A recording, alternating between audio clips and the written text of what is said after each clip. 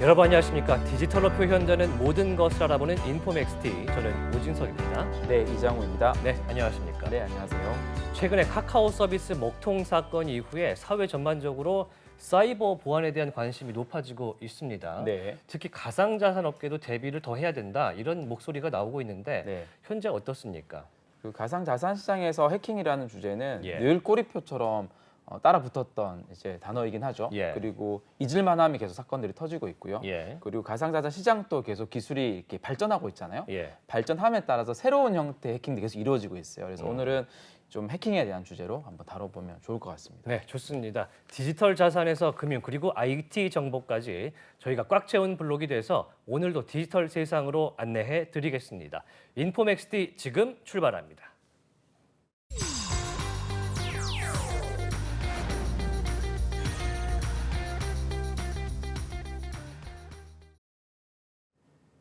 차고 넘치는 정보의 홍수 속에서 균형 잡힌 전문가의 식견을 만나보겠습니다. 인포맥스 인사이트인데요. 오늘 만나볼 분 먼저 어떤 분일까요? 오늘은 이제 그리펜의 유승주 대표님을 모셔봤습니다. 네, 안녕하십니까? 네, 안녕하세요.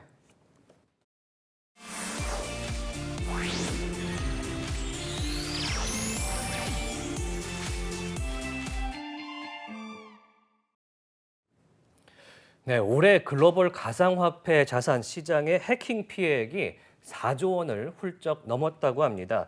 금액이 굉장히 커지면서 투자자들의 피해도 확대되고 있는데요.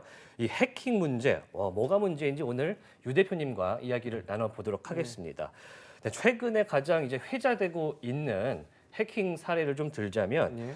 가상화폐 거래소였던 2014년에 마운트곡스 이 네. 거래소 해킹 사건이 있습니다. 이거 얘기를 좀 듣고 시작을 해야 될 것 같은데요. 어떻게 된 일이었습니까? 우선 마운트곡스 해킹 사고를 좀 간단히 정리해 보면 예, 이제 마운트곡스는 일본의 암호화폐 거래소였고요. 예, 2014년 2월에 이제 85만 개의 비트코인이 해킹을 통해서 탈취되면서 이제 파산을 하게 됐습니다. 그리고 당시에 이제 마운트곡스를 보면 마운트곡스는 전체 비트코인 물량의 70%를 소화할 만한 그런 큰 거래소였고요. 네. 그 다음에 이제 뭐 그 물량을 가늠하자면 네. 뭐 지금 바이낸스나 코인베이스에 지금 거래되는 물량보다도 훨씬 많았던 그런 메인 거래소였습니다. 그런데 이제 파산을 한 이후에 파산 절차를 밟으면서 2017년도에 비트코인 가격이 막 올라요. 네. 그러다 보니까 이제 파산 절차를 밟는 것보다는 네. 가상자산 그 채권자들에게 이제 기존 투자자들에게 회생 절차를 밟는 게 훨씬 더 유리하게 되게 됩니다. 네. 그래서 이제 회생으로 전환이 됐고요. 그러면서 이 물량, 비트코인에 어마어마한 물량이 있을 거 아니에요. 이 물량이 이제 8월이나 9월에 올 8월이나 9월에 배상이 진행된다고 하면서 네. 이 물량이 시장으로 이제 몰리면 비트코인 가격이 갑자기 떨어질 수 있다라는 우려가 이제 계속 지금 시장에 영향을 미치고 있는 상황입니다. 85만 개의 비트코인이 이제 해킹이 당한 사건이었는데 예. 85만 개면 사실 감이 오질 않는데 어느 정도 수준입니까? 지금을 따지면. 지금 뭐 국내에서 거래되는 물량이 한 그 업비트 같은 경우는 한 10만 개 정도 네. 되나요? 네. 예, 10만 개 정도라고 했을 때 이제 한 8배 이상 큰 규모이기 때문에 굉장히 큰 규모죠. 우리나라의 그 거의 거래량 80% 이상 거래 차지하는 거래소 업비트인데 예. 업비트 현재 비트코인 보유량이 이제 10만 개 정도. 예. 그리고 2등, 3등 거래소들 있잖아요. 거기는 만 개가 채 되지 않거든요. 네. 근데 85만 개였으니까 굉장히 큰 물량이었고 네. 이거를 사람들이 현재 업비트 국내 가장 큰 거래소, 뭐 해외 바이낸스, 코인베이스, 그리고 FTX 거래소 거의 핵심 거래소를 다 그렇죠. 모아놓은 정도의 거래를 그 당시에는 마운트곡스라는 거래소 한 개 거래소 다 처리하고 있었으니까 그렇군요. 예, 굉장히 큰 사고였다고 보시면 될 것 그렇죠. 같아요. 아니 뭐 또 초창기이기도 했고요 거래소. 예. 그랬던 부분이 있었기에 이제 뭐 그 마운트곡스 해킹 사례는 굉장히 시장에 큰 충격을 주었습니다.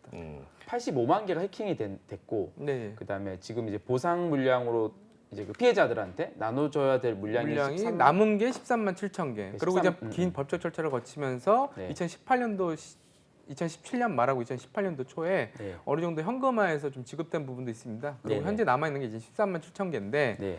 이게 뭐 그때 뭐 요즘 시세는 좀 많이 떨어졌지만 한 4조 원대 규모가 될 것이다라고 이제 보고 현재 가격으로 환산해 보면 그 정도 보고 있는 거죠.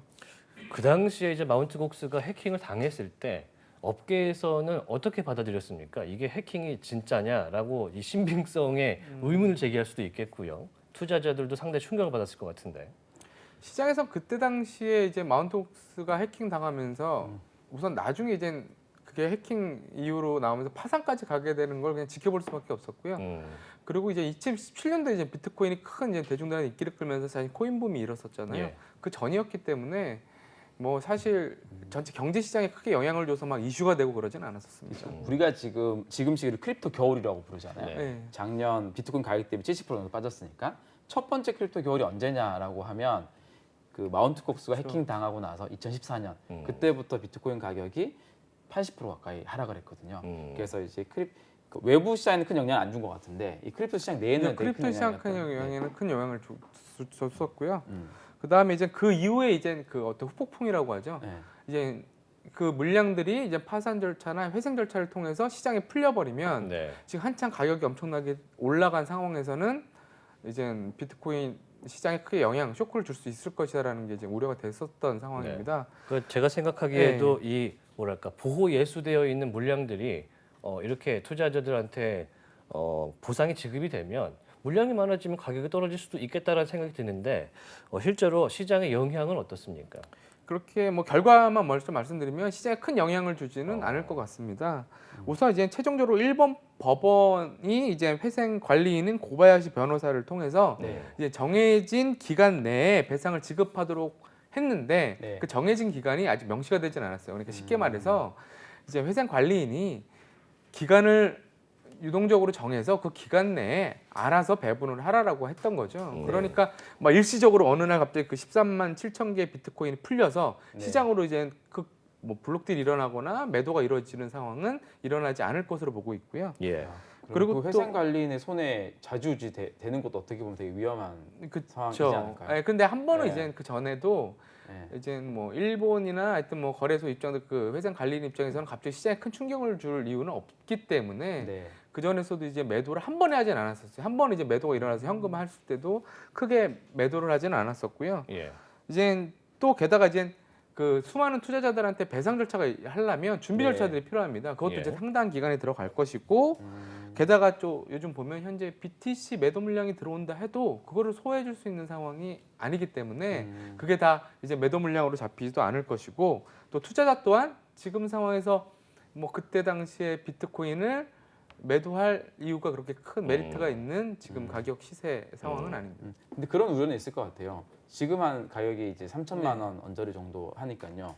그 당시에 해킹 당했을 때 가격, 그러니까 그 보상을 받는 사람이 당시 맡겼던 가격이겠죠. 그렇죠. 그때 가격이 한 50만 원 정도인가요? 혹시 그 정도 때 네. 가격 원가잖아요. 했던 그런 것 우려는 같은데. 있긴 하겠네요. 네. 네. 이제 그래서 이제 파산 절차를 밟으면 그때 가격 기준으로 이제 저희가 보상을 받게 되는데 회생 절차하니까 이제 비트코인을 받는 게 지금 시세가 훨씬 올랐으니까 네. 40배 가까이 이제 수익 이득을 볼 수가 있는 상황이거든요. 그러니까 채권자 입장에서는 비트코인을 받아서 이걸 이제 현금화하는 게 최선이긴 하지만 예, 또 지금 85만 개로 추산을 했을 때는 이제 그 마운트옥스 입장에서는 그걸 다 또 처분하지도 못해요. 그러니까 중간점을 보는 거고요. 최근 기사에서도 이제 배상 방식을 채권자들이 선택할 수 있도록 공시를 했습니다. 그래서 이제 은행에서 현금으로 받고 싶으면 네. 그 기준에 따라서 현금으로 네. 받는 거고 그리고 아니야 나는 그래도 비트코인으로 받고 싶으면 거래소를 통해서 받을 수 있게 선택을 하게 했고요. 그 선택이 이루어지고 나면 아까 말씀드린 것처럼 준비 절차를 밟아서 차근차근 지급이 돼야 되겠죠. 네. 우리한테 알려진 첫 번째 이제 어떤 해킹이 사건이 마운트 콕스 사건인데 네. 그 뒤로 또 이제 해킹은 다양한 유형들이 나오는 것 같아요. 네. 요즘들은 어떤 유형의 해킹들이 계속 있어 왔어요?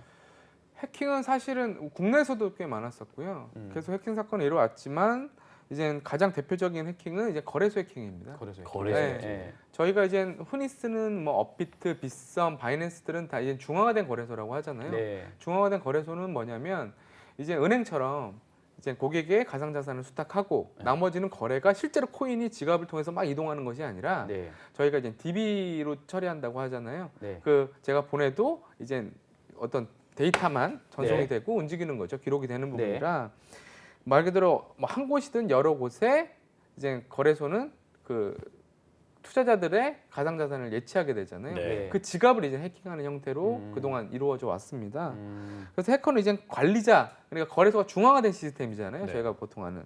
거기서 관리자의 권한을 탈취하거나 네. 아니면 이게 지갑을 이제 해킹해서 암호화폐를 송금이나 자기 계좌로 인출하는 형태로 이제 이루어졌던 거죠. 네. 그래서 가장 많이 이루어진 것들이 지금의 이제 중앙화된 거래소 거래소의 해킹. 해킹이고 이제 두 번째는 최근에 이제 디파이 시장이 커지면서 이제 디파이 플랫폼이나 아니면 탈중앙화 거래소라고 하잖아요. 덱스에서 이루어지는 이제 해킹 사례들이 이제 좀 늘어나고 있습니다. 네. 그만큼 해킹도 이제 고도화되고 있다는 것이죠. 그래서 이 때문에 이제 최근 암호화폐 시장 해킹 규모가 가장 컸다라고 보는 것도 여기까지 이제 해킹이 이루어지면서 그 피해 규모를 키우지 않았나 그렇게 보고 있습니다. 이제 보통 해킹의 형태는 이제 시스템의 취약점을 찾아서 공격하는 이제 익스플로이트 공격이 이제 대부분인데 네. 그 P2E 게임인 엑시 인피니티나 네. 그리고 최근에 있었던 바이낸스의 BNB 코인 해킹 그리고 이제 탈중앙화 디파이 플랫폼인 망고 마켓 해킹 등이 이에 네. 해당한다고 볼 수가 있을 것 같습니다. 이제 과거에는 이제 그러니까 거래소를 타겟으로 해킹이 되게 많았었는데 그쵸. 최근에 작년부터는 이제 우리 디파이라고 하는 예, 예. 뭐 덱스라운 탈중앙 거래소도 있고 뭐 이런 형태에서 이제 그렇죠. 해킹들이 많이 일어나네요. 대출을 해주는 뭐 이제 디파이 플랫폼들이 있다 보니까 거기서 해킹이 이루어지는 거죠. 브릿지라는 곳에서도 해킹이 되게 많이 일어난다라고 많이 요즘 나오거든요. 네. 네, 그 아마- 부분도 한번 설명해 주시면 좋을 것 예, 같아요. 예. 네. BNB 최근에 있었던 바이낸스 BNB 해킹을 좀 살펴보면 좋을 네. 것 같은데요. 이제 BNB 해킹 같은 경우는 거래소에 이제 계좌가 탈취된 것이 아니라 네, 이제 BNB라는 코인이 이제 바이낸스의 자체 코인이잖아요. 그래서 네, 그 체인상에서 이제 거래가 탈취된 것인데 네. 그걸 보면 이제 크로스 체인 브릿지의 공격이 있었다라고 해서 총 200만 개의 BNB 코인이 탈취를 당했습니다.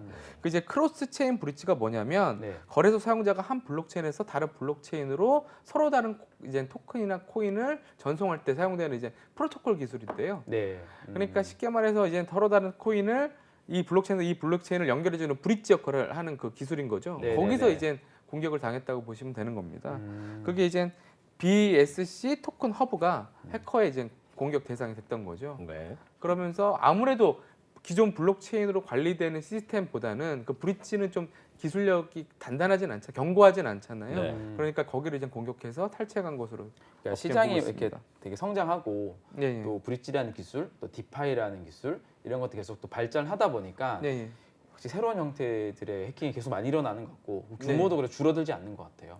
맞습니다. 그리고 이제- 일반인들이 그런 곳에서 해킹을 또 예방하는 것들은 또 되게 어려워 보이기도 하고요. 그리고 또 이런 의문을 가지실 분들도 있을 것 같아요. 이제 비트코인은 비트코인이고 이더리움은 이더리움이고 그 네. 블록체인 상에서만 거래하면 되는데 왜 브릿지 기술이 왜 필요해?라고 하실 텐데 보통 이제 거래소들은 여러 코인들이나 토큰들을 다루잖아요. 네. 그러다 보니까 여러 이제 메인넷이 연결되는 이제 거래소 특성상 뭐 여러 블록체인 간의 상호 운용성이라든가 조금 거래를 용이하게 하기 위해서 이제 개발된 이제 프로그램이나 기술이긴 합니다. 네. 근데 이게 사실은 그렇게 오래되지는 않았어요. 그러니까 최근에 뭐 이게 모든 시스템에서 적용되는 것도 아니고 거래소마다 다르게 자기네들이 자체 개발을 해서 운영되는 것들도 있기 때문에 이제 아직은 그 기술이 이제 검증이 완벽하게 되지는 않았기 때문에 이제 해커들의 공격 대상이 되는 거고 거기서 탈취가 된다고 좀 보시면 될 것 같습니다. 그 왜 우리가 거래소에서 해킹 당하는 것들은 또 많이 봤었고 네. 언론도 많이 나왔잖아요. 네. 그럼 거래소 해킹 당하는 것들은 이제 사용자들이 조금 더 큰 거래소, 좀 안전한 거로 이용하면 될 것 같아. 네. 좀 더 작은 거래소 이용 안 하고 이런 약간 기본적인 마인드로 이용하면 되잖아요. 네. 대비할 수 있잖아요. 네. 근데 이제 디파이나 브릿지 같은 경우는 어떤 부분을 그 사용자들이 좀 조심을 해야 네. 할 수 있을지, 그리고 왜 거래소보다 더 안전하다라는 느낌으로 어떤 그런 탈중앙 거래소를 이용하는 사람들 분명히 있을 네, 거거든요. 그런 부분에 혹시 좀 대비할 수 있는 방법이 있을까요? 뭐 탈중앙화 거래소를 사용하거나 뭐 여러 가지를 고민하시겠지만 아무튼 일반 투자자들이 거래소가 해킹당하거나 하는 거에 있어서 사실 별다른 방안이나 어떤 예방책을 가질 수는 없을 겁니다. 네. 예, 하지만 이제 아까 뭐 교수님께서도 말씀하신 것처럼 대형 거래소나 좀 신뢰도가 높은 거래소 등을 이용하면 좋을 것 같아요. 네. 왜 그러냐면 사실 아까 국내에서도 해킹 피해가 한번 있었었는데 그게 2019년도에 업비트에서 있었습니다. 업비트에서요. 예, 예. 2019년도 11월에 34만 2천 개의 이더리움이 해킹돼서 이제 탈취가 됐는데요. 그 피해 규모가 뭐 570억 원 정도. 네. 그리고 또 업계에서는 또 1,000억이 넘는다는 이제 얘기들도 나왔었습니다. 그렇다 보니까 이거를 이제 다 피해자, 그러니까 기존에 이제 사용자들이 피해를 볼 수 없는 상황이다 보니 네. 업비트가 이제 모두 자기 업비트 자산으로 모두 충당하겠다고 공식 발표를 하기도 했었습니다. 그런 것처럼 이제 좀 거래 규모가 있거나 신뢰도가 높은 대형 거래소를 이용하시면 대부분 거래소 이제 해킹이나 이런 부분들의 문제들은 거래소가 책임을 질 수가 있다는 것이죠. 하지만 근데 책임져야 될 의무가 있는 건 아니잖아요. 사실 법적으로는 없죠. 그렇죠. 그러니까 하지만 이제 지금 이제 대형 거래소들 시장이 워낙 크니까 그렇게 하는데 차후에 어느 정도 뭐 결국은 책임져줄 확률이 높은 거래소를 이용하는 거네요. 그렇죠. 네. 현재로서는 그렇습니다. 네. 네. 확실히 시장이 막 커지면서 사람들이 투자자도 많이 들어오고 네. 뭐 시세는 줄었지만 투자자는 늘었다 이런 얘기가 있지 않습니까? 네. 그러면서 해킹 피해도 더 늘어날 텐데 규모로 보면은 상당히 많이 계속 올라가고 있을 수밖에 없는 건가요? 아니면은 막을 수 있는데도 너무 확대 속도가 빠른 건가요? 해킹 건수는 증가하고 있는 게 이제 예. 가상자산 시장이 많이 성장을 해왔어요. 2013년대 마운트곡스 우리 얘기도 앞서 좀 짚어갔지만 지금은 예. 이제 가상자산 시장 규모가 뭐 국내만 해도 지금 50조 원이 넘는 규모이기 때문에 예. 이제 해킹은 계속해서 좀 일어날 수가 있는 부분이긴 한데 네. 그 해킹이 늘어나면서 이제 뭐 이제 피해 규모도 좀 늘어나는 거고 가상자산의 또 시가도 늘어나다 보니까 피해 네. 규모가 더 커는 것처럼 규모가 보여질 수도 커지니까. 있어요. 네. 그리고 이제 과거처럼 이제 그런 중앙화된 거래소에서 해킹되는 것들은 횟수는 좀 줄어드는 것 같긴 한데 네. 또 새롭게 탄생한 이런 영역에서 브릿지, 디파 이런 그렇죠. 영역에서 늘어나다 보니까 확실히 횟수도 증가하고 거래 해킹 규모도 커지는 것 같아요. 그렇죠. 디파이 이제 메커니즘 네. 자체가 생각보다 굉장히 복잡하면서도 어떻게 보면 복잡한 구조다 보니 파생 상품일 경우가 많거든요. 그러다 보니까 그 사이에서 이제 침투해서 이걸 교묘하게 이용하는 해킹 사례들도 있는데 사실 최근에 있었던 망고마켓, 네. 10월달에 있었던 망고마켓의 해킹 사례를 보면 이제 유동성이 적은 좀 그게 가격이 낮은 코인을 이제 갑자기 펌핑을 해서 가치를 올리고 그걸 담보로 해서 뭐 이더나 비트코인 같은 이게 현금화가 쉬운 코인들을 많이 대출해서 이제 탈취를 해가는 형태로 이제 뭐 이루어지는 그런 해킹도 사례도 있었습니다. 그게 10월에 있었죠. 근데 예, 예. 또 뭐 망고마켓 케이스를 들어보면 이건 또 코드의 어떤 오류라기보다는 만드는 코드를 누군가가 잘 활용을 해서 이렇게 그렇죠. 해킹과 비슷하게 악용을 네. 하는 케이스다 보니 그렇다 보니 이런 브릿지나 이런 형태의 디파이나 이런 형태 해킹을 좀 조심하기 위해서 청취자들이 뭘 조심해야 될까 계속 좀 대표님 생각 좀 어떠세요? 저희가 이제 뭐 사용자 입장에서는 아까 말씀드린 것처럼 좀 큰 걸 사용해야 되게 큰 거래소나 믿을 만한 거래소를 사용하시는 게 가장 안전하고요. 개인적으로는 이제 개인 키 관리 이런 것들 좀 잘 하셔야 될 것으로 보입니다. 뭐 좀 불편하시더라도 뭐 콜드 월렛을 사용하는 사용자들도 있다고 하니까 네. 뭐 사용하면 좋을 것 같고요. 그리고 이제 이미 이제 해킹에 대해서 좀 업계가 좀 관심을 갖고 보호를 하고 해야 되는 부분이 있는데 지금 국내에서는 이제 정책적으로도 많이 투자자 보호를 위해서 강제하는 부분들이 좀 있어요. 그러니까 가상자산 거래 실명제라든가 아니면 가상자산 사업자 신고를 통해서 ISMS 인증 그리고 자금 세탁 방지를 위한 KYC나 AML 기능 등 좀 네. 낯설긴 하시겠지만 이 복잡한 기능들의 보안 기능들이 다 구비가 돼야지만 네. 이제 가상자산 거래소를 운영할 수가 있는 거고요. 그다음에 이제 트래블룰이 또 시행이 됐잖아요. 그래서 이제 가상자산의 이동 경로를 빨리 파악해서 이제 조치를 할 수 있게 하는 겁니다.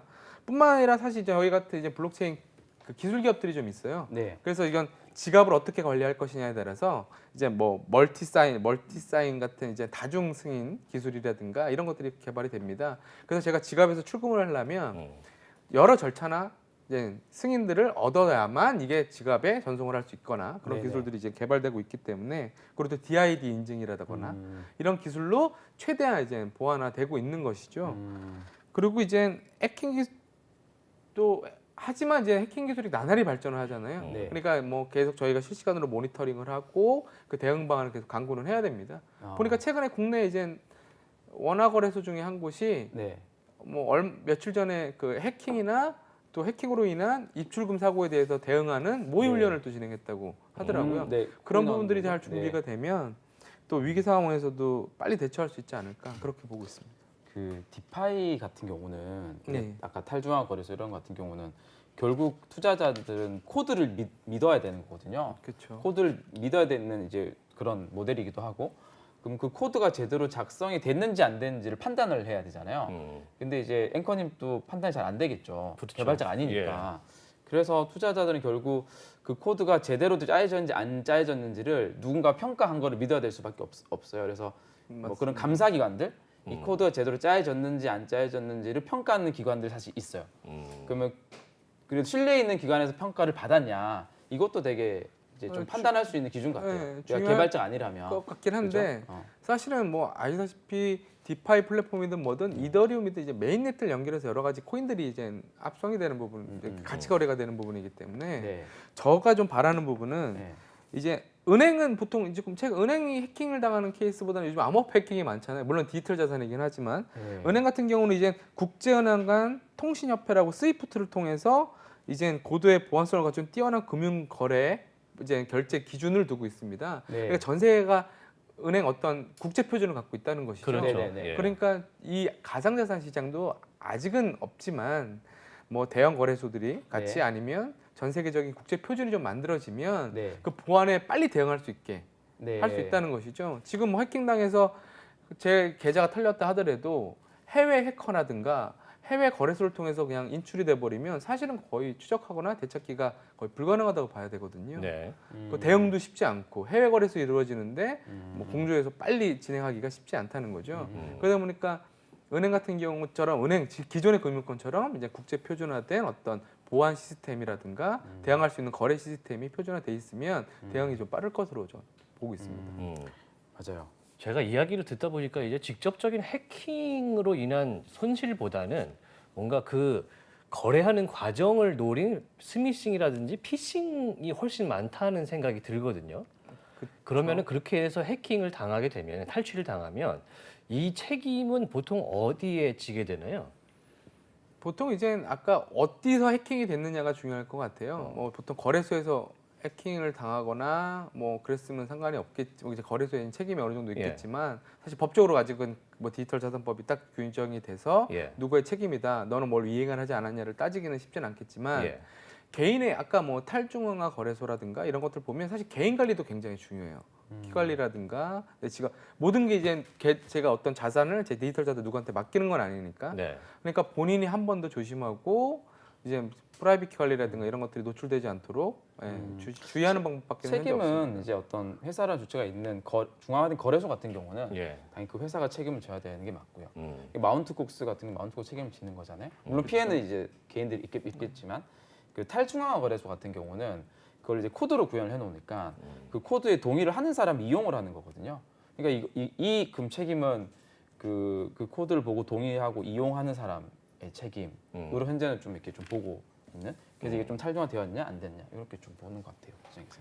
그렇죠. 그래서 이제 여기에 좀 초점을 맞춰지는 부분도 있는 것 같아요. 지금의 중앙화된 거래소는 상장 심사서부터 뭐 이제 코인이 등록되는 것까지 자기네들이 등록을 시킨 거고 거기. 그렇죠. 네. 그리고 이제 사용자들이 모든 이제 사용자들의 자산을 자기네들이 수탁하고 관리하고 네. 다 모든 걸 다 맞아요. 하잖아요. 회사가 하죠. 네, 회사가 예. 하잖아요. 그러다 보니까 아무래도 뭐 어떤 법 규제가 없다 하더라도 이제 그럴 경우는 딱 책임 소재가 어느 정도 눈에 보이잖아요. 예. 네. 그게 근데 오픈 이제 소스냐 아니냐도 되게 중요한 네. 요소고요. 그런 탈중앙 부분들도 거래소 기본적으로 있죠. 코드가 오픈 소스로 되어 있다 보니까 이용자들이 또 판단을 해야 되는 거죠. 근데 그런 사실 이제 좀 장벽점이 있긴 하죠. 어려움이. 네. 그런 부분들이 이제 뭐 지금 뭐 정책이라든가 이런 부분을 통해서 좀 계속 마련해 나갈 것으로는 보여지고 있습니다. 그래서 뭐 조금 민감한 얘기긴 하지만 이제 거래소의 역할을 좀 아까 말씀드렸던 A부터 Z까지 다 거래소가 하는 부분, 중앙화된 거래소들이 예. 하는 네네. 부분들을 좀 분산시켜야 된다는 얘기들도 있죠. 뭐 대표적으로 네네. 예를 들면 이제 커스터디 같은 부분들, 음. 수탁은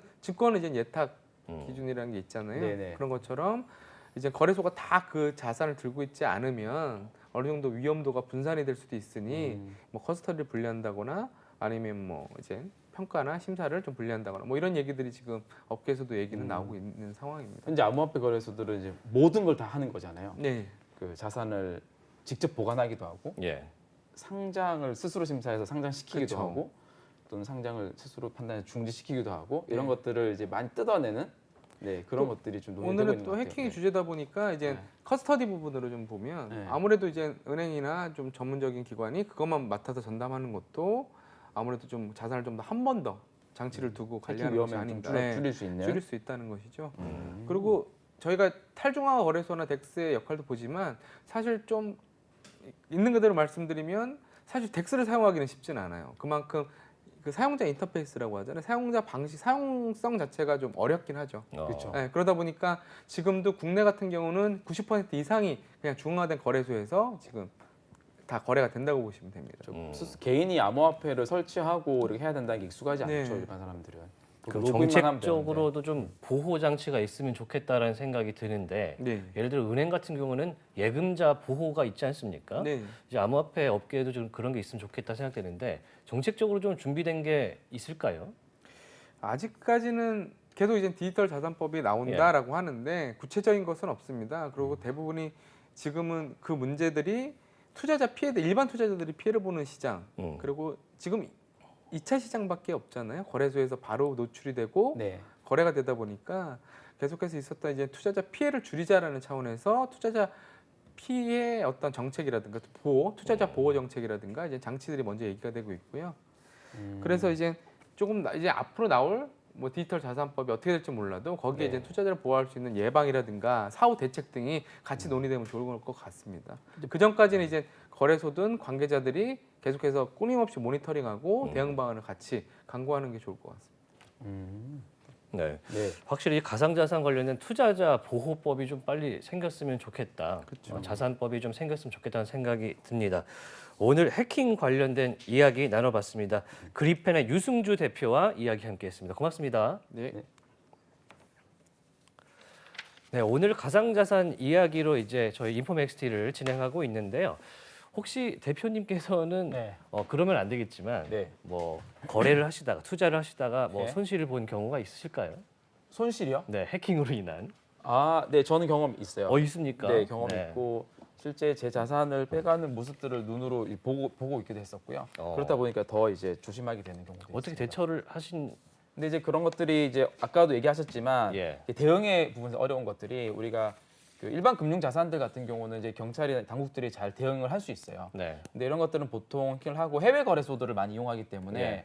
해외 거래소랑 국내 이제 수사 당국 공조가 이게 여의치는 않거든요. 음. 그리고 경찰들도 익숙하지 않죠, 이런 자산에. 지갑의 이동이라든지. 예. 그래서 요즘 굉장히 많이 공부하고 있다고 듣긴 들었거든요. 예. 그런 부분에서 이제 조금 어려운 부분이 있다는 걸 좀 느꼈습니다, 저는. 네. 네, 좋습니다. 이번에는요. 김승주 교수의 데이터리안 코너로 한번 새롭게 넘어가 보겠습니다. 함께 만나보시죠.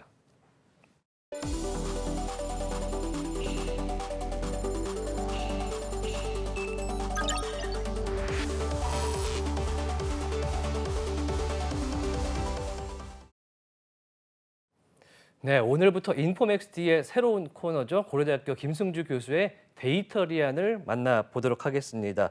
디지털의 초석이 되는 데이터의 모든 것에 대해서 알아보는 시간인데요. 네, 오늘은 메신저의 보안 기술에 대해서 말씀해 주신다고 합니다. 김승주 교수님 모셔보겠습니다. 안녕하십니까? 네, 안녕하십니까?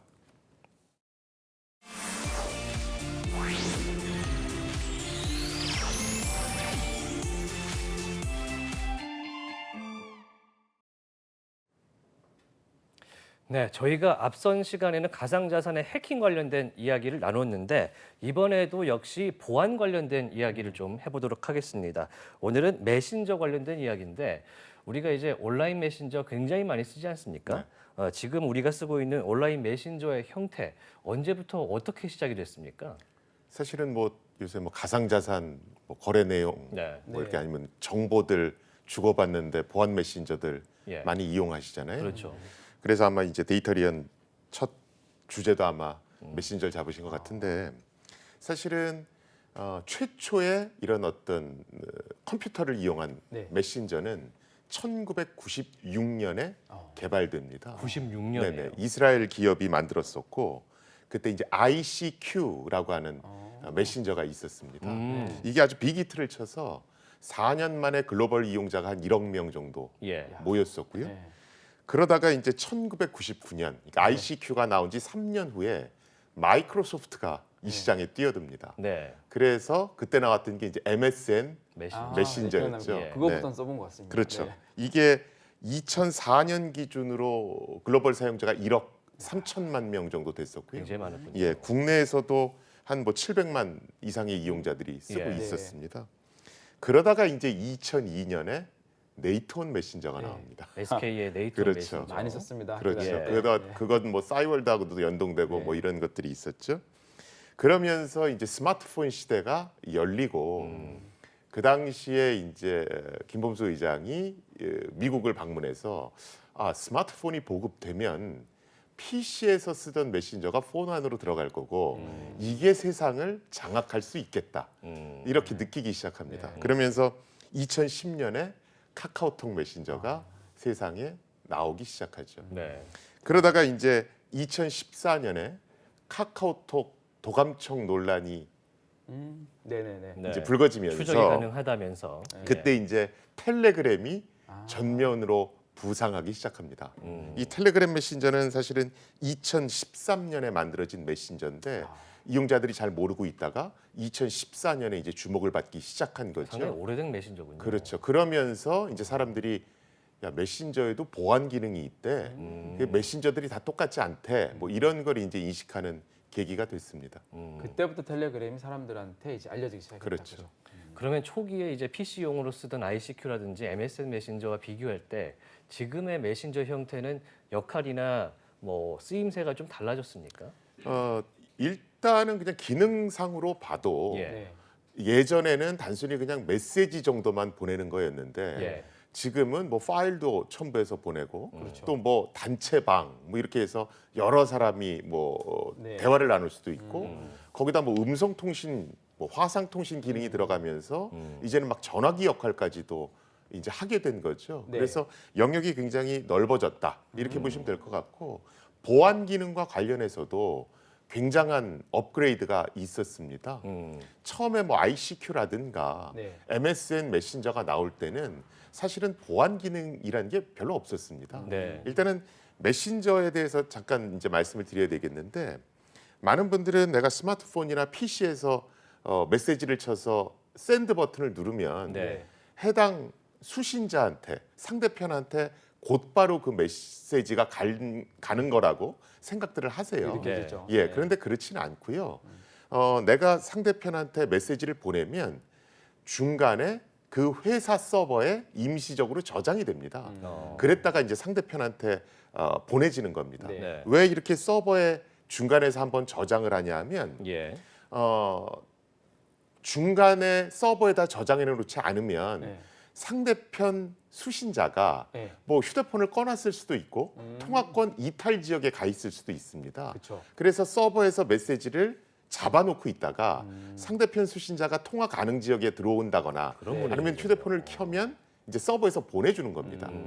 지금 이제 화면에 보시는 저 그림 같이 초창기에는 네. 아무런 보안 기능이 없었습니다. 네. 그래서 사람들이 인터넷을 이렇게 들여다보면 네. 저 사람이 헬로우란 메시지를 보내네. 이걸 쉽게 감청할 수 있었어요. MSN 네. 메신저까지는 요랬습니다. 네. 그러다가 이거 보안 기능을 조금 넣어야 되겠다. 그래서 지금 저 서버까지 날아가고 또 서버에서 상대편 휴대폰으로 가는데 저 네. 헬로우라는 메시지를 네. 암호화시키기 시작합니다. 그래서 내가 휴대폰에서 안녕 이렇게 치면 네. 휴대폰에 있는 키, 비밀번호로 암호화되는 겁니다. 그리고 일단 서버까지 날아갑니다. 그럼 서버에서는 일단 그걸 풀어요. 풀어요. 네, 네, 한번 풉니다. 네. 그래서 그 김승준이라는 사람이 안녕이라는 걸 보내는구나. 이걸 예. 서버에 기록해 놓고 네. 그걸 다시 암호화시켜서 보네요. 상대편한테 보내게 됩니다. 그렇게 하면 그 과정에서 탈취하는 거는 일단 예방할 수 있겠네요. 그렇죠. 네. 전송 과정 중에는 도청이 안 되는데 네. 일단 서버에서는 한번 풀려서 저장되는 겁니다. 이게 이제 옛날에 카카오톡이 하던 방식입니다. 지금 말고 과거의 카카오톡이 그렇죠. 하던. 예. 그래서 이 당시에는 이제 경찰이 수사하는 방법이 예. 의심되는 용의자의 휴대폰을 압수하든가. 예. 근데 그게 쉽지는 않죠. 네. 그러니까 압수수색 영장을 발부받아서 회사로 쳐들어가는 겁니다. 네. 회사 서버를 압수해 오면 그 안에는 모든 메시지가 해독된 채로, 그러니까 풀려 있는 상태로 기록돼 있으니까 네. 대화 내용을 쉽게 볼 수가 있는 거죠. 이게 이제 카카오톡 도감청 논란의 이제 실체였고요. 네. 그러면서 사람들이 텔레그램이라는 보안 메신저로 옮겨가기 옮겨가요. 시작하는 겁니다. 어. 그 당시에 이제 텔레그램이 카카오톡과 다른 것은 종단 간 암호화 기능을 적용하고 있었다. 중단간 네, 암호화. 그게 이제 기능. 영어로는 end-to-end encryption입니다. 그래서 중간 서버에서 암호화된 게 풀리지 않습니다.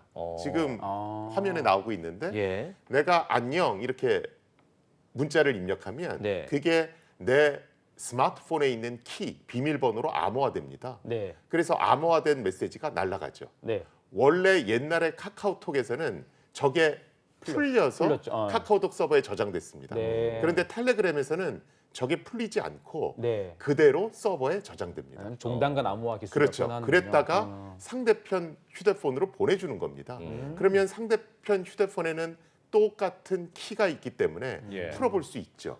이 경우에는 경찰에서 압수수색 영장을 발부받아서 서버를 털어와도 예. 그냥 암호화된 채로 존재하고 있기 때문에 조금 더 안전하죠. 그래서 텔레그램이 이제 전면에 부각됐던 것이고 사실은 저 논란 이후에 예. 카카오톡도 바로 보안 업그레이드를 하기 시작합니다. 그래서 지금은 카카오톡이 텔레그램과 똑같은 종단 간 암호화 기능을 제공하고 있습니다. 근데 예, 그렇다 말씀하시죠. 하더라도 네. 경찰이 어차피 그 카카오톡 텔레그램 회사에서는 저 암호를 풀 수는 있잖아요. 풀 수는 없습니다. 없어요? 왜냐하면 아. 비밀번호가 양 송신자와 수신자 휴대폰에만 들어가 있기 때문에 네. 서버 관리자들도 그 비밀번호를 모릅니다. 아 그렇군요. 네. 풀 수가 없네요. 그럼 현재는 카카오톡과 이 텔레그램이 동일한 수준의 암호화 기술을 사용하고 있다. 이렇게 보면 되나요? 그렇게 보셔도 되고요. 예. 실제로 카카오톡은 단톡방도 실제로 암호화돼서 저장되게끔 되어 있습니다. 아, 그렇군요. 그런데 여기서 이제 아셔야 되는 것이 텔레그램도 그렇고 카카오톡도 그렇고 그 보안 기능을 켜야 암호화 기능이 작동되는 거지. 사용자가 네, 네. 그냥 그 메신저를 쓴다고 해서 암호화 기능이 작동되는 건 아닙니다. 네. 그래서 제가 이렇게 가끔 이제 방송 나가거나 아니면 강연할 때 보면 네. 저는 텔레그램 메신저를 쓰기 때문에 안전합니다. 이렇게 얘기하시는 분들이 계세요. 네네네. 그런데 텔레그램 메신저에서 시큐어 챗 기능을 켜야 보안 기능이 작동을 하는 거지. 네. 네. 그걸 안 하고 그냥 텔레그램만 쓴다고 항상 암호화 기능이 작동하고 있는 건 아닙니다. 그럼 지금 제가 예를 들어 이장우 대표와 대화를 그냥 일반적으로 나눈 상황에서는 켜지 않았으니까 앞서 봤던 서버에서 풀리는 상태의 채팅을 하고 있는 건가요? 그렇죠. 맞습니다.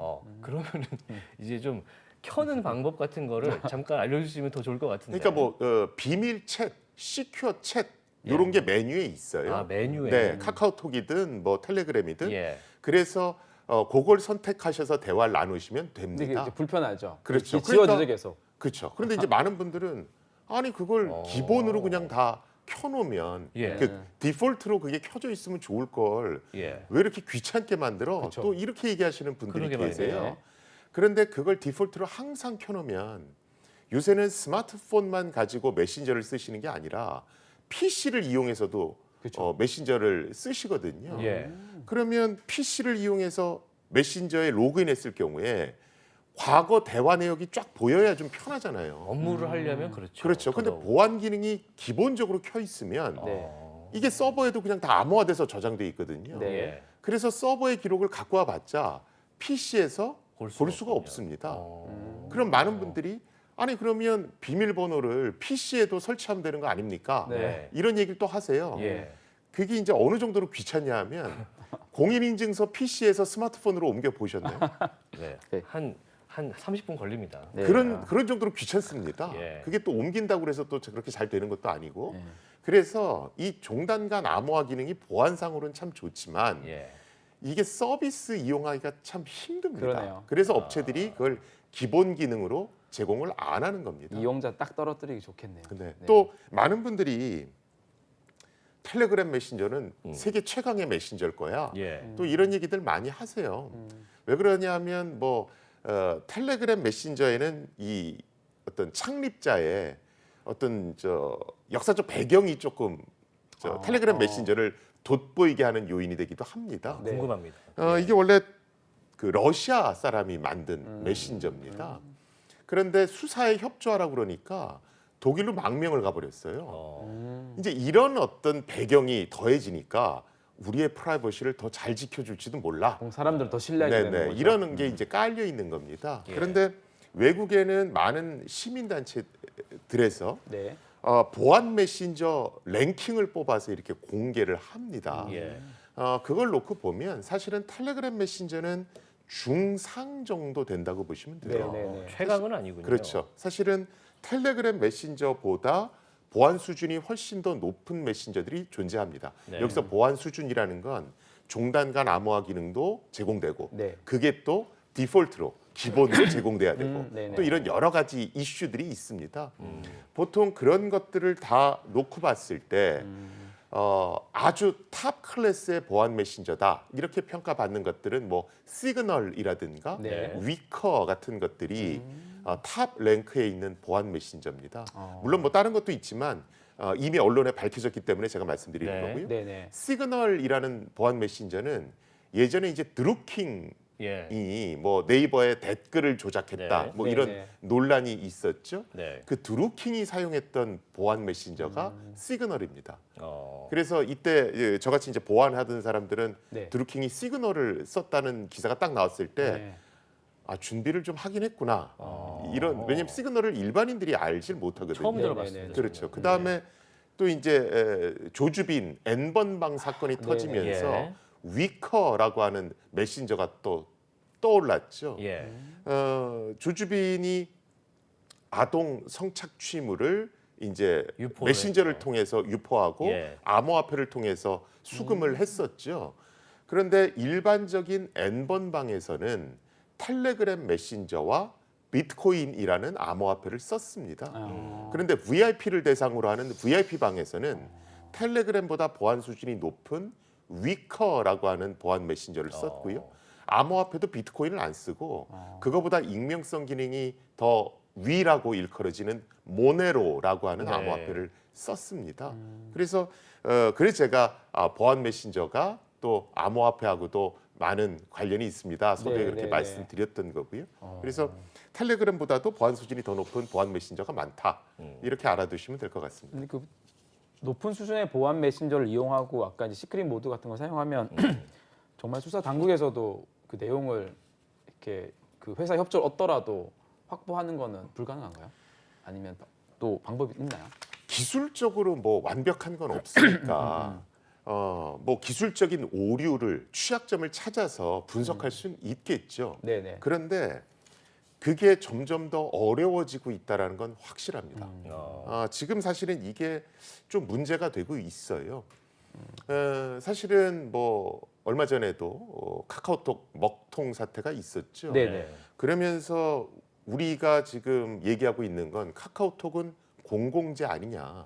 그래서 공공재에 걸맞는 책임의식을 갖고 네. 여러 가지 대책을 세웠어야 되는 거 아니냐.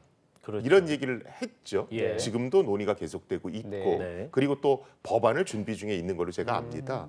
그런데 이 공공재라는 것의 의미에 대해서 우리가 한번 생각을 해볼 필요가 있어요. 지금 미국에서는 네. 이러한 보안 기능이 극대화된 메신저를 워런트 프루프 인크립션 이렇게 부릅니다. 워런트 프루프 인크립션. 네, 우리가 방수다. 네. 이럴 때 워터프루프 이렇게 예, 얘기하지 예. 않습니까? 워런트 프루프는 영장 집행을 불가능하게 한다. 이 뜻을 담고 있습니다. 그래서 미국의 정부기관 사람들은 보안 메신저라고 부르지 않고 워런트 프루프 인크립션 장비다. 저것은 합법적인 법 집행을 방해하는 장치다. 이렇게 얘기를 합니다. 우리말로 하면 영장 발급 불가 메신저 이렇게 그렇죠. 되겠네요. 그러니까 예. 영장 집행을 불가능하게 하는 것이 예. 과연 옳은 것인가? 네. 이걸 한번 생각해 볼 필요가 있습니다. 합법적인 절차를 거쳐서 영장이 발부됐고 네. 그러면 그것이 집행 가능해야 되거든요. 네. 그렇죠. 그런데 압수수색 영장을 발부받아서 압수를 해왔는데 안 보이는 겁니다. 네. 이건 사실은 법 집행을 방해하는 거죠. 이게 왜 생겼냐 하면 에드워드 스노든 폭로 사건이 있었죠. 네. 사실은 에드워드 스노든이 폭로한 기밀 문건 중에 핵심적인 내용이 뭐냐 하면 프리즘이라고 하는 겁니다. 이 프리즘이라고 하는 건 뭐냐 하면 미국 정부가 수사를 위해서 또는 테러리스트를 잡기 위해서 여러 가지 도감청을 할 필요가 있는데 네. 보니까 해외에 있는 굉장히 많은 사람들 또 미국 내에 있는 사람들이 메신저라든가 예. 이메일, 화상 채팅 이런 것들을 쓰는 거예요. 네. 그런데 그걸 만드는 기업들은 다 미국 기업들입니다. 네. 그래서 미국 정부가 생각하기에 이런 기업들이 우리한테 좀 협조를 해주면 정보 수집이 좀 편하겠는데 이렇게 생각을 해요. 그래서 애플, 구글, 뭐 트위터 이 모든 또 마이크로소프트 빅테크 기업들. 그렇죠. 이 예. 모든 기업들한테 너희들 서버에다가 프로그램을 하나 심게 해다오. 그래서 우리가 검색어를 치면 관련된 내용이 올 수 있게끔 해다오. 네네. 물론 이 검색어를 아무거나 치는 건 아니고 우리가 영장 발부해서 달 거야. 이렇게 요구합니다. 애플, 구글, 뭐 마이크로소프트 다 거기에 응합니다. 그래서 프로그램이 다 설치돼 있었고 그걸 통해서 정보를 수집해 왔죠. 이게 프리즘입니다. 자, 이게 딱 발표되자마자 뭐 미국 시민사회가 들끓기 시작합니다.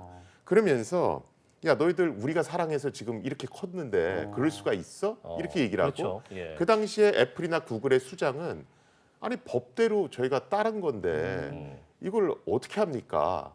그러니까 여론은 더 안 좋아집니다. 그래서 그 당시에 이제 애플하고 구글이 내세웠던 게 그러면 보안 기능을 극대화시켜서 기술적으로 영장 집행을 불가능하게 하겠습니다.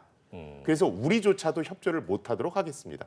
그러면서 애플과 구글, 마이크로소프트가 강화된 보안성을 마케팅 용어로 쓰기 시작하는 겁니다. 그리고 정확히 1년 있다가 카카오톡이 논란이 빠지게 된 거고요. 자, 그러면서 이제 합법적인 수사 집행 자체가 불가능해진 거예요. 자, 아까 제가 카카오톡은 공공재로 생각하고 있습니다. 이렇게 말씀드렸죠. 네. 예. 그러면 과연 이 메신저를 프라이버시 보호를 위해서 쓰는 건 좋죠. 네. 그런데 범법자나 테러리스트가 쓰는 것까지도 과연 방조하는 게 맞는 건가? 이걸 한번 생각해 볼 필요가 있습니다. 그래서 미국은 클린턴 행정부 이후 때부터 네. 계속 설문조사를 합니다. 논란만 생기면 아 이걸 풀어줘야 됩니까? 말아야 됩니까? 이렇게 보안 기능을 극대화시키는 게 옳은 겁니까? 그런 겁니까? 그렇겠죠. 요새는 한 50%대 50% 정도로 나옵니다. 사실은 우리 조주빈 N번방 있을 때도 텔레그램이 수사에 협조를 안 한다고요? 그럼 우리 다 탈퇴합시다. 막 이런 논란들이 있었거든요. 예, 그래서 우리도 메신저가 공공재다라는 얘기가 나온 것처럼 그 공공재가 책임져야 될 건 과연 어디까지인가 이런 걸 우리가 한번 되짚어볼 필요는 있어 보입니다. 야, 그런 것들이 또 사회적 합의들이 또 있어야 되는 부분이기도 하겠네요. 오히려 네, 네. 보안이 좋다 그래서 그게 능사인 것은 아니군요. 메신저에 있어서. 그렇죠. 그게 악용될 수 있으니까요. 양면의 어떤 칼 같은 거라 보시면 되겠습니다. 최근에는 아까 그 종단간 암호화 기술도 있겠지만 다른 기술도 좀 쓰이고 있습니까? 지금 뭐 제일 이슈되는 게 우리가 삭제 버튼을 눌렀을 때 예. 복구가 안 될 정도로 뭐 삭제되느냐 뭐 이런 것도 굉장히 중요한 이슈입니다. 궁금하더라고요. 네. 요새는 뭐 그거 당연히 신경 쓰고 있고요. 그래서 우리가 보통 뭐 디지털 포렌식이다. 네. 그러면 일단 데이터 복구를 해서 여러 가지 일들을 하지 않습니까? 네. 그래서 그렇게 완전 삭제하는 기능들도 기본적으로 넣고 있습니다. 현재 뭐 카카오톡이나 텔레그램도 싹 지울 수 있잖아요. 네. 지우면은 어떻게 되나요? 그게 이제 네. 보통 데이터는 기본적으로 암호화돼 있고 네. 그 데이터를 풀어볼 때 쓰는 키 있지 않습니까? 네네. 그걸 완전 소거를 시킵니다. 그러니까 예를 들어서 뭐 0, 1 이런 걸로 계속 덮어 쓰는 겁니다. 여러 번. 네네. 그렇게 해서 원래 키가 복구가 안 되도록 하고 있습니다. 그럼 데이터는 있을 수 있으나 데이터는 암호화시킨 채로 예. 있습니다. 그런데 있는데 또 이 얘기를 키가 들으시면 없어지는. 왜 또 데이터는 그럼 여러 번 반복해서 안 지웁니까? 또 이렇게 물으시는 분들이 예. 계시는데 네. 사실은 그렇게 데이터를 덮어 써서 반복적으로 지우는 걸 여러 번 하면 네. 저장 매체 수명이 짧아집니다. 우리가 이제 저장 매체라는 게 읽기 쓰기를 무한정할 수 있는 게 아니라 그 횟수가 어느 정도 지정돼 있습니다. 네. 물리 네네네. 디스크니까요. 그렇죠. 예. 그래서 그걸 덮어쓰기를 오래 할수록 수명이 짧아집니다. 그래서 데이터는 암호화된 채로 두고 그 키를 여러 번 덮어 써서 네. 그 키만 완전 소거 시키는 겁니다. 이 부분에서 좀 걱정하시는 분들이 있을 수 있을 것 같긴 한데. 그 암호화 프로그램이 네.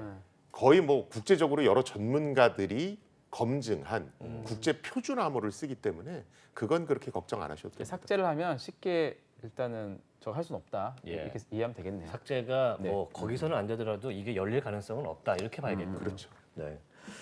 이 온라인 메신저 얘기를 하고 있는데 우리 보안이 정말 중요하게 생각이 되고 있습니다. 이제 교수님께서는 보안이라는 게 메신저에서 왜 중요하다, 어떻게 중요하다고 생각하십니까?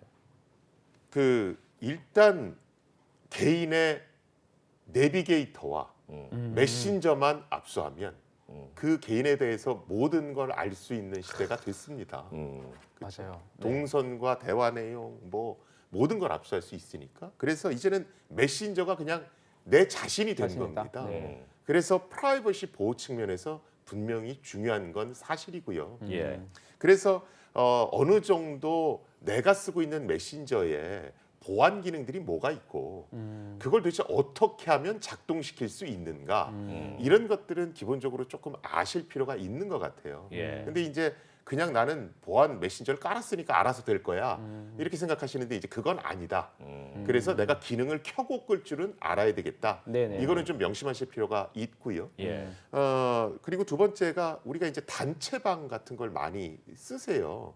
많이 쓰죠. 그렇죠. 근데 네. 이 단체방은 그 멤버가 한 명이라도 안 나가고 계속 거기 머물러 있으면 안 없어지죠. 그 메시지 내용이 안 없어집니다. 아, 그대로 있거든요. 그래서 이제 좀 있으면 연말이잖아요. 예. 그래서 저 같은 경우는 연말에 자 이제 단톡방 전부 다 나가 주십시오.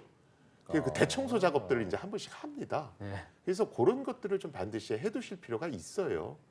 휴대폰이 분실돼서 내가 원치 않게 모든 대화 내용들이 이렇게 노출될 수도 있지 않습니까? 뭐 네. 비즈니스로 중요한 내용일 수도 있고. 그렇죠. 그죠? 그래서 네. 이메일도 그렇고 메신저도 그렇고 요새 네. 저장 용량이 커지니까 네. 그냥 계속 담아두기만 하고 정리를 안 하시는데 네, 네. 사실은 연말에 더 이상 안 쓰는 어떤 이메일, 안 쓰는 대화방 이런 것들은 조금 삭제하시고 탈퇴하시고 이렇게 하실 필요가 있습니다. 아, 그런 의미에서 이게 좀 중요하겠네요.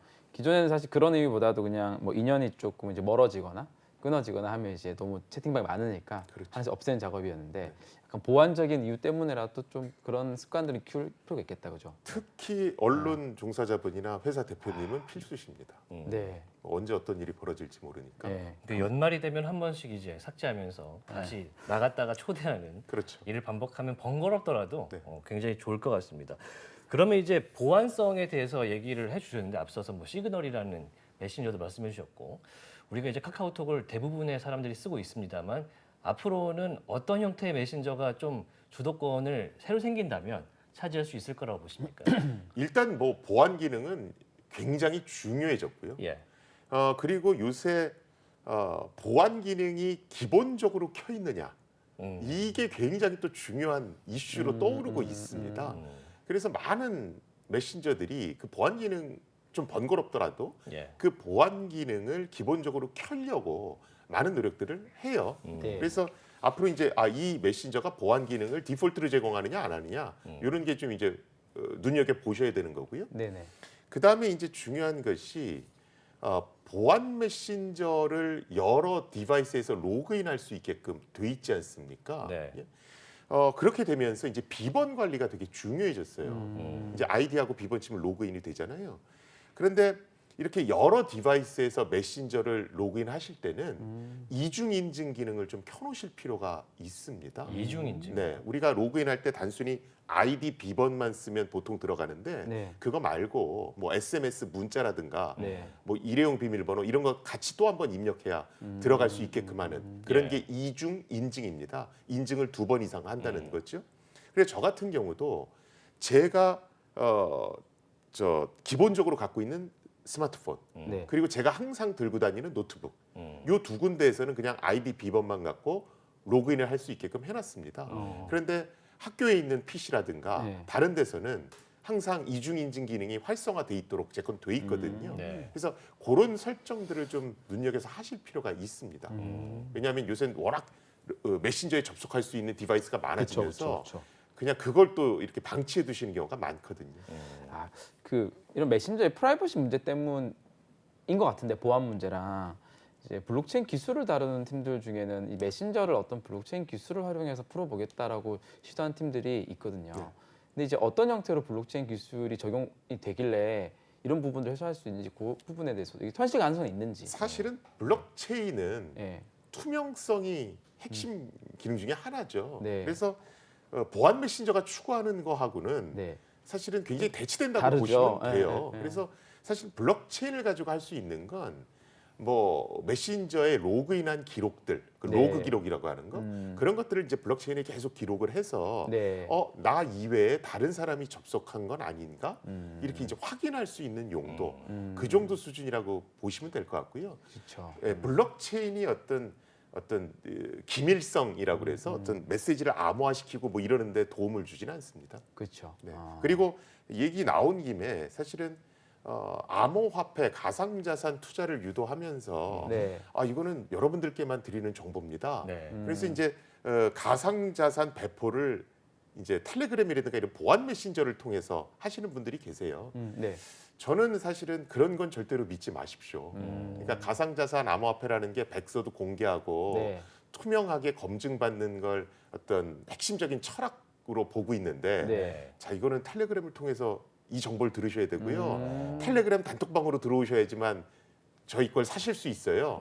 이런 것들은 사실은 가상자산 철학과도 맞지는 않기 때문에 네. 그런 것들도 조금은 조심하실 필요가 있고요. 그러네요. 오히려 네네. 공개되어 있는 정보가 더 정확할 수 있다라는 맞습니다. 말씀이신 것 같습니다. 오늘 모바일 메신저 보안 관련해서 김승주 고려대학교 교수님과 이야기 나눠봤습니다. 데이터리한 첫 시간이었는데요. 오늘 말씀 대단히 고맙습니다. 네, 감사합니다. 네, 인포맥스티 오늘 순서 모두 마무리하겠습니다. 오늘 보신 내용은요, 유튜브 채널 연합뉴스 경제TV에서도 함께 하실 수가 있으니까요. 많은 의견 부탁드리겠습니다. 저희는 다음 이 시간에 돌아오겠습니다. 시청해 주셔서 대단히 고맙습니다.